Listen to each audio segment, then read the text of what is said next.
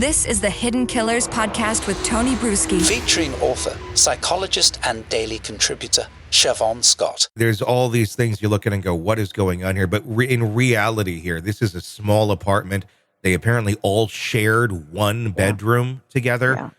That's where a lot of this abuse was coming from. That's what we've learned from the police affidavit, that's how they determined this was him, this was in this house, this was there.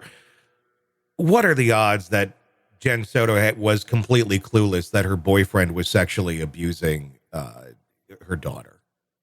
Yeah, I would have to say she would really have a pretty severe personality disorder to be that clueless. So I can't say it has never happened. Mm-hmm. But my guess would be that there was, to some degree, at least some awareness. Mm-hmm. You know, there's been a lot of chatter on YouTube from people who went to high school with him, and we don't know how much of this can be corroborated or is true, but that he had a lot of weird sexual behavior going back many years. Yeah. Just a real odd guy. And we, of course, if he's guilty of, well, we know he's guilty of the sexual abuse because there's plenty of evidence of that. So we don't know how many other times, you know, a person like this has behaved in this way and gotten away with it because somebody has just never reported. I mean, what are the odds that this is his only victim? Yeah, not much. Yeah. And some of that odd sexual behavior, one interview that I'd seen with someone who had gone to high school with him, it was more than just the YouTube chatter that we've seen, but this was someone, I mean, it's hearsay. It's someone trying to recount an event that took place years ago in high school.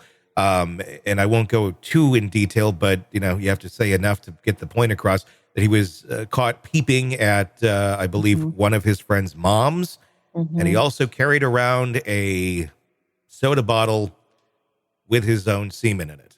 And that's a bizarre sex offender behavior that most people, I don't think, realize that's commonly done. Is that a thing? But I mean, I guess that's why I'm going to ask you more than anyone else. It is a thing. As a psychotherapist. There was a weird case here in my city in the Pacific Northwest of a guy having cups of semen and going through a grocery store. He always went to the same Safeway. It happened to be the Safeway in my neighborhood. And he would throw it on women from behind. And, they caught him on film in the store, and he had done it repeatedly. And so it is a weird sexual behavior, saving semen and doing strange things with it, which just, disgusting. I feel like I want to gag. Like literally. Yeah, that would be appropriate. I feel sick. Just this.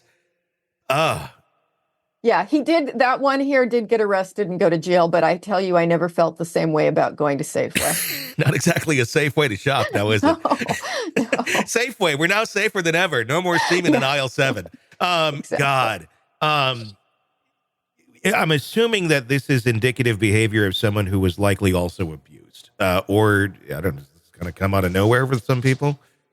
It comes out of nowhere with some people. And again, there are so many factors that go into this. Sometimes you'll find a person with some kind of sexual abuse. Sometimes you'll find head injuries. Sometimes you'll find just this person was very poorly parented and got into a lot of weird, kinky pornography at a young age. So, it can be a lot of different factors that produce this kind of stuff. Yeah.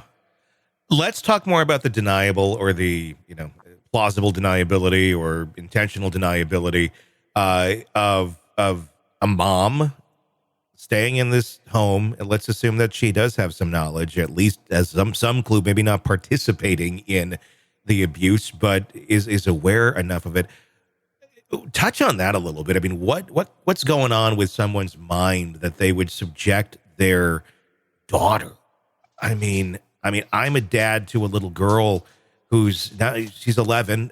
I cannot contemplate, like, in any way, shape, or form, if knowing that someone is abusing her, especially someone in your own home, putting up with that or being like, oh, I'm going to pretend this isn't happening because I don't want to feel the ick of it, because I don't want to have to deal with the repercussions of this and have to go through that horrible mess that would certainly be. So I'm just going to let it keep going on. I'm going to let the abuse keep going and they can deal with it later. I mean, what the hell is that? Yeah, it's a grotesque failure, isn't it? It's just grotesque to imagine that.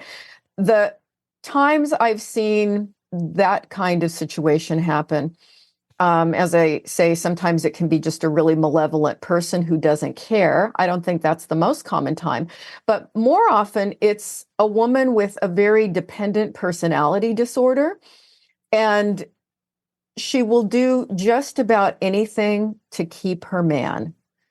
Even, I mean, you'll see women get involved in really weird sexual behavior, whether it be porn related or other kinds of things that normally they would not do, but they'll do it because he desires this. And it's really, I think, impossible for normal people to wrap their head around. Why would you be so enmeshed with a person like that? Yeah. And to the point you would do anything to hold on to them.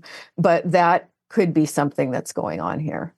Sick of the ads? We are too. Start listening with no commercials now and get access to all of our episodes in advance of everyone else. Become a True Crime Today Premium Plus subscriber on Apple Podcasts. Search True Crime Today Premium Plus on Apple Podcasts or go to our podcast page and sign up now. True Crime Today Premium Plus. Sign up now.